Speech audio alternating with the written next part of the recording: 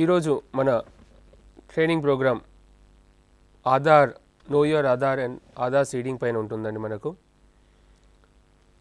No your Aadhaar status చాలామంది ఈరోజు మనకు ఎన్రోల్మెంట్ చేసుకున్న తర్వాత ప్లస్ అదేవిధంగా మనకు ఎన్రోల్మెంట్ ఐడి తెలియకుండా ఎన్రోల్మెంట్ ఐడి తెలిసిన ఇవన్నీ కూడా మనం నో యువర్ ఆధార్ స్టేటస్లో చూసుకోవచ్చు. ఇంకోటి వచ్చేసి ఆధార్ సీడింగ్. ఈ ఆధార్ నంబర్ ఏదైతే మనకు ఉంటుందో EID number, enrolment ID number కానీ యుఐడి నెంబర్ కానీ, ఈ రెండు నెంబర్స్తోని మనం మన రేషన్ కార్డు కానీ, civil supplies data, pensions ID card కానీ, నరేగా ఈ మూడిట్లో కూడా మనం ఈ ఆధార్ ఏదైతే ఎన్రోల్మెంట్ ఐడి నెంబర్ ఉంటుందో ఈ నెంబర్ నుంచి మనం మన రేషన్ కార్డు నెంబర్లోకి సీడ్ చేస్తాం. అంటే సీడ్ అంటే ఏంటంటే మనం ఈ నంబర్ మన ఎన్రోల్మెంట్ ఐడి నెంబర్ నుంచి మన సివిల్ సప్లైస్ నెంబర్కి మన పర్టికులర్స్ అన్నీ కూడా ఎంట్రీ చేస్తే ఆటోమేటిక్గా మన సివిల్ సప్లైస్ డేటాలోకి వెళ్ళి మన ఆధార్ నెంబర్ సీడ్ అయి ఉంటుంది. ఈరోజు అదేవిధంగా నేను మీకు ఫస్ట్ నో యువర్ ఆధార్ స్టేటస్లో చూపిస్తానండి. ఇప్పుడు మనం ఆధార్ అనే సర్వీస్ కూడా ఇక్కడ యాడ్ చేసామండి. ఆధార్లో నో యువర్ ఆధార్ ఇక్కడ మనము ఇది కేటగిరీ ఏ కింద తీసుకున్నామండి. మనందరికీ కూడా తెలుసు కేటగిరీ ఏ కింద మనం 25 రూపీస్ కలెక్ట్ చేసుకుంటున్నాం. అదేవిధంగా ఆధార్ సీడింగ్ అనేది కూడా రెండు కూడా ఒకటే సర్వీస్ అండి. బట్ ఇన్ కేస్ సిటిజన్కి సివిల్ సప్లైస్ డేటా కానీ పెన్షన్ ఐడి కానీ నరేగా లేకపోతే ఓన్లీ ఆధార్ స్టేటస్ తీసుకుంటారండి. లేదు అంటే మన ఆధార్ సీడింగ్లో కూడా మనకు నో యువర్ ఆధార్ స్టేటస్ అని ఉంది. రెండు కూడా కంబైన్ చేసుకొని కూడా మనం సిటిజన్స్కి ఇవ్వచ్చు. ఇన్ కేస్ తనకు పెన్షన్ కానీ సివిల్ సప్లైస్ కానీ ఐడి లేకపోతే మనం only know your Aadhaar status తీసుకెళ్ళి నో యువర్ ఆధార్ స్టేటస్ మాత్రం ఒకటి మాత్రం తనకు స్టేటస్ అనేది చెప్పగలుగుతాం. అదేవిధంగా మన దీంట్లో ఏదైతే సీడింగ్లో ఉందో సీడింగ్లో ఉన్న ఇన్ఫర్మేషన్ అంతా కూడా తీసుకొని మనం ఆటోమేటిక్గా డేటా అనేది కన్సర్న్ డిపార్ట్మెంట్ సర్వర్స్కి మనం డేటా పంపిస్తాం. ఇప్పుడు చూడండి, ఇన్ కేస్ సిటిజన్ మీ దగ్గరికి వచ్చినప్పుడు ఆధార్ ఎన్రోల్మెంట్ ఐడి ఒక నంబర్ ఉంటే మాత్రం నంబర్తో వస్తారు. ఇన్ కేస్ నంబర్ తనకు తెలియదు లేదా తను మర్చిపోయి ఉంటాడు అన్నప్పుడు ఇక్కడ మనం సెర్చ్ అని పెట్టామండి. మీరు ఈ సెర్చ్ అని చెప్పి క్లిక్ చేసుకొని మనం ఇక్కడ సుందరి అని చెప్పి నేను టైప్ చేస్తున్నానండి. చూడండి సుందరి. అదేవిధంగా ఈస్ట్ గోదావరి సెలెక్ట్ చేశాను నేను. మండల్ వచ్చేసి ఆలమూరు సెలెక్ట్ చేశాను. జొన్నాడ విలేజ్ సెలెక్ట్ చేశాను. ఇక్కడ గెట్ డీటెయిల్స్ అని క్లిక్ చేస్తే మీకు ఆ పర్టికులర్ ఆ డీటెయిల్స్ అనేది పర్టికులర్స్ అన్నీ కూడా వస్తాయి. అంటే సిమిలర్గా ఆ నేమ్తో ఉన్న ఆ విలేజ్లో కానీ ఆ మండల్లో ఆ నేమ్స్తో ఉన్న నేమ్స్ అన్నీ కూడా డిస్ప్లే అవుతాయండి.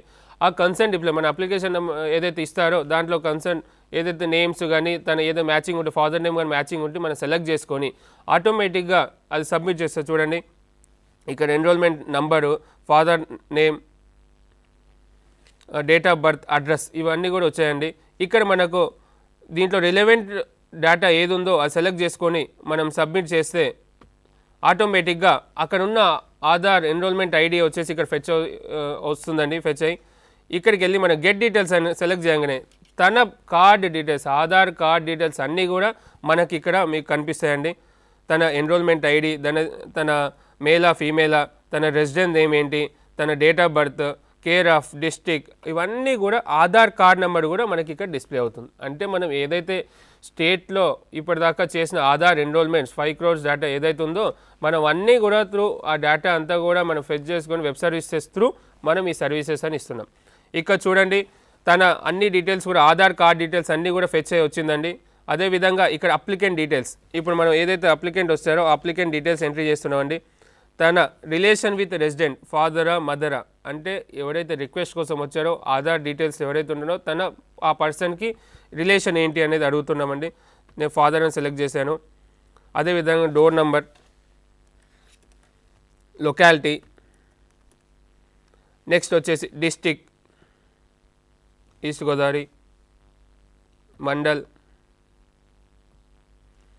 ఇవన్నీ స్టార్ అనేది మ్యాండేటెడ్ ఫీల్డ్స్ అండి. ఈ మ్యాండేటెడ్ ఫీల్డ్స్ మనం అన్నీ కూడా కంపల్సరీ ఎంట్రీ చేయాలి.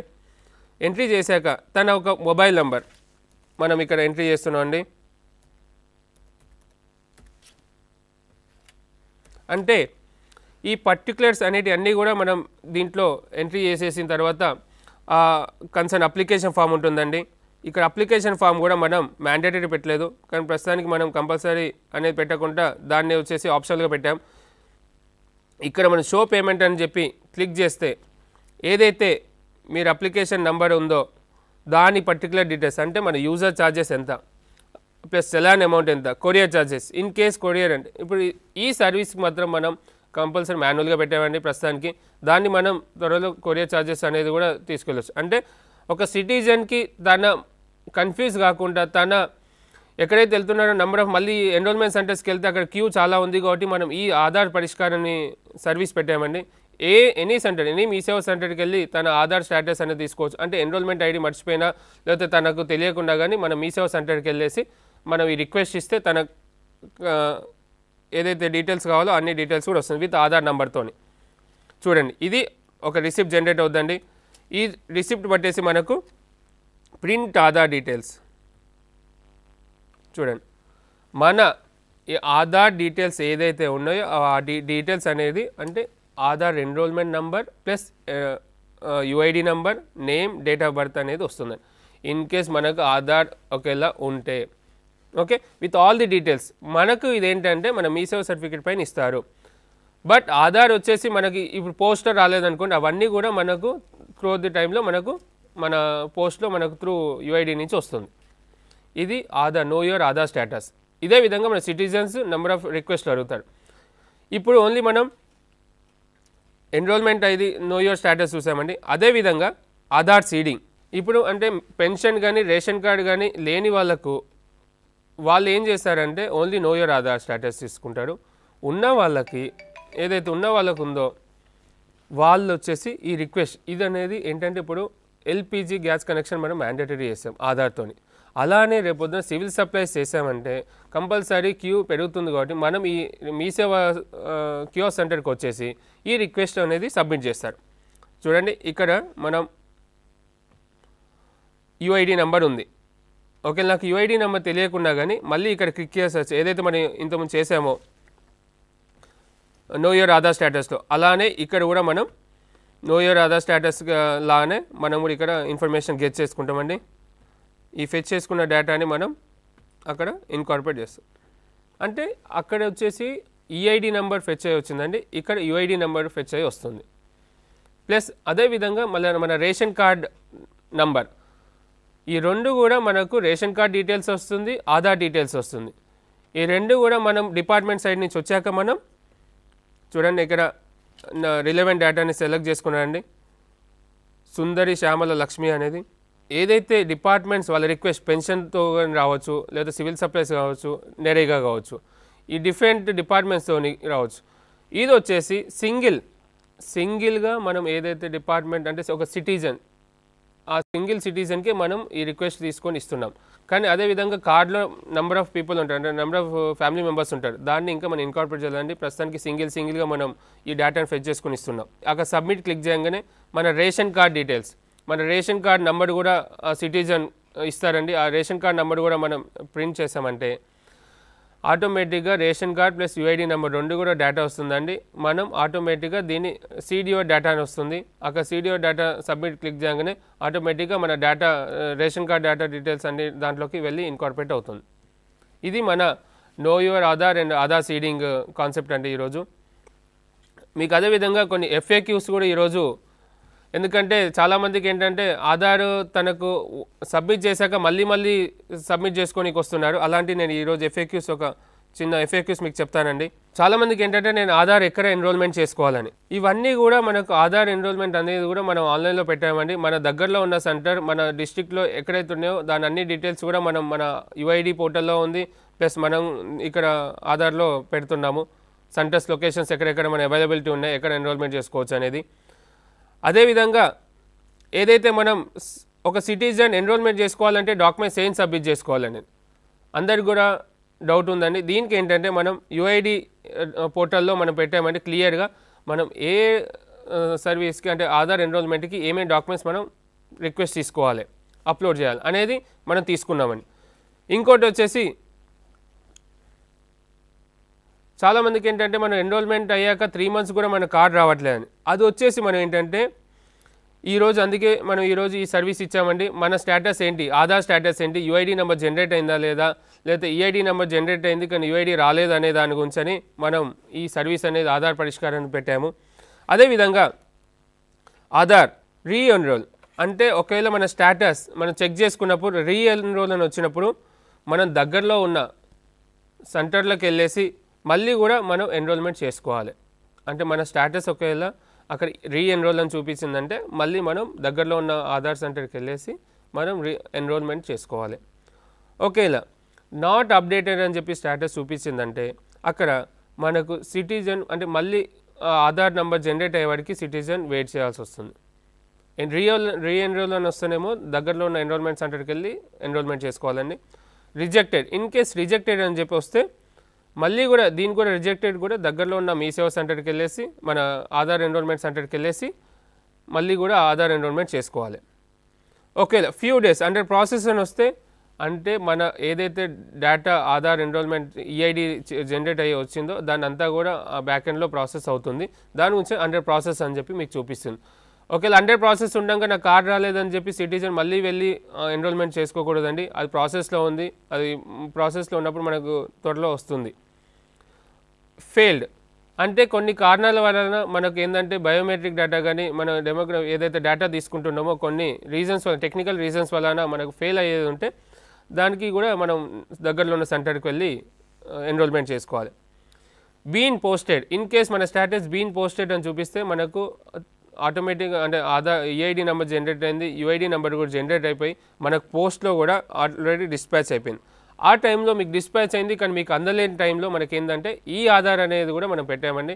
అంటే ఆటోమేటిక్గా మనకి ఏంటంటే ఈ ఆధార్ త్రూ యూఐడి పోర్టల్లో ఈ ఆధార్ త్రూ మీరు వెళ్ళేసి మన ఈఐడి నెంబర్ ఎంటర్ చేయగానే మీకు ఆటోమేటిక్గా ఈ ఆధార్ అంటే మనకు ఆధార్ కార్డ్ ఏదైతే ఉందో ఈ ఆధార్ కార్డ్ టైప్లో మనకు వస్తుంది. రెడీ ఫర్ పోస్ట్ ఇంకోటండి, రెడీ ఫర్ పోస్ట్ అంటే మన ఆధార్ జనరేట్ అయింది కానీ ఇంకా పోస్ట్ కాలేదండి. ఆ టైంలో కూడా మనకి ఏంటంటే వెయిట్ చేయాలి, మనకు ఆటోమేటిక్గా పోస్ట్ త్రూ మనకు వస్తుంది. ఇంకోటి ఇప్పుడు మనకు చాలామంది ఏంటంటే మనకు ఆధార్ ఎన్రోల్మెంట్ అయిపోయింది, మనకు కార్డ్ వచ్చింది కానీ దాంట్లో కరెక్షన్స్ ఉన్నాయి అంటే దాంట్లో మిస్టేక్స్ అయి ఉన్నాయి. దాన్ని వచ్చేసి మనం యూఐడి పోర్టల్లో ఇది కూడా పెట్టామండి, అప్డేట్ లింక్ అంటే మనకు మీకు ఇక్కడ లింక్స్ చూపిస్తున్నాయండి.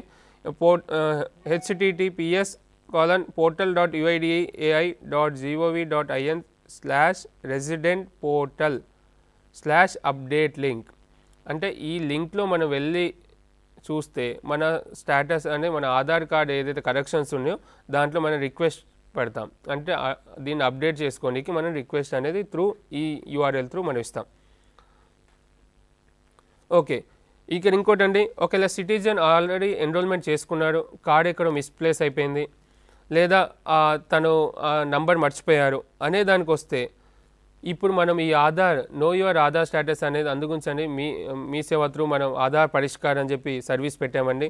ఆ సర్వీస్ త్రూ మనకి ఏంటంటే నో యువర్ ఆధార్ స్టేటస్ అనేది ఇప్పుడు ఇంతకుముందు మీకు చూపించినట్టుగా నో యువర్ ఆధార్ స్టేటస్లో ఆ సిటిజన్ దగ్గరలో ఉన్న మీ సేవ సెంటర్కి వస్తారు, రిక్వెస్ట్ ఇస్తారు, పలానా అంటే నా డిస్టిక్ మండల్ నేను పలానా విలేజ్ అని చెప్పి ఆ రిక్వైర్మెంట్స్ అన్నీ ఇస్తే మన ఆ రిక్వైర్మెంట్స్లో మనం కన్సర్న్ ఆ నేమ్తో ఉన్న డీటెయిల్స్ అన్నీ కూడా ఫెచ్ అయ్యి వస్తుందండి. దాంట్లో రిలవెంట్ డేటా ఏదైతే ఉందో ఆ డేటాను మనం సెలెక్ట్ చేసుకొని సబ్మిట్ చేస్తే ఆటోమేటిక్గా మనకు ఆ దాంట్లో ఉన్న కార్డ్ డీటెయిల్స్ అన్నీ కూడా మనకు వస్తాయి. అదేవిధంగా మనకు ప్రింట్ ఆధార్ కార్డ్ అని అంటే ఆధార్ కార్డ్ అంటే మనం మీ సేవ పైన ఇచ్చేది ఏంటంటే మనం ఆధార్ నెంబరును ఈఐడి నెంబర్ ప్లస్ ఆ పర్టికులర్స్ అనే డీటెయిల్స్ అన్నీ కూడా ఫెచ్ చేసుకొని మనం ప్రింట్ చేసి ఇస్తున్నాం. అంటే మనకు ఈ ఆధార్లో కూడా మన యూఐడి నెంబర్ ఏదైతే ప్రింట్ ఎంటర్ చేసి చూపిస్తే మనకు ఆటోమేటిక్గా ఈ ఆధార్ కార్డు కూడా వస్తుంది. ఇంకోటండి, చాలామందికి ఏంటంటే ఈ కాల్ సెంటర్ ఆపరేటర్స్ అంటే ఈ ఏదైతే మన కంప్లైంట్స్ ఏదైతే ఉన్నాయో మనం కంప్లైంట్స్ రేజ్ చేసిన తర్వాత దాన్ని ఎలా మనం మానిటర్ చేయాలి, దాన్ని ఎలా రిట్రీవ్ చేసుకోవాలనే దానికి అందరికి కూడా చాలా డౌట్స్ ఉన్నాయండి. దానికి వచ్చేసి మనం అది కూడా మీ సేవ పోర్టల్లో రెసిడెంట్ పోర్టల్లో ఉందండి, యూఐడిఐ పోర్టల్లో. అంటే మన ఏదైతే రిక్వెస్ట్ ఇస్తారో దాని గ్రీవెన్సెస్ అనేది స్టేటస్ అన్ని కనుక్కోనికి మన మీ సేవ మన యూఐడిఐ పోర్టల్లో ఉందండి. ఆ యూఐడిఐ పోర్టల్లో మీరు అన్నీ కూడా డీటెయిల్స్ ఎంట్రీ చేస్తే అక్కడ మనం ట్రాక్ చేసుకొని చూడవచ్చు.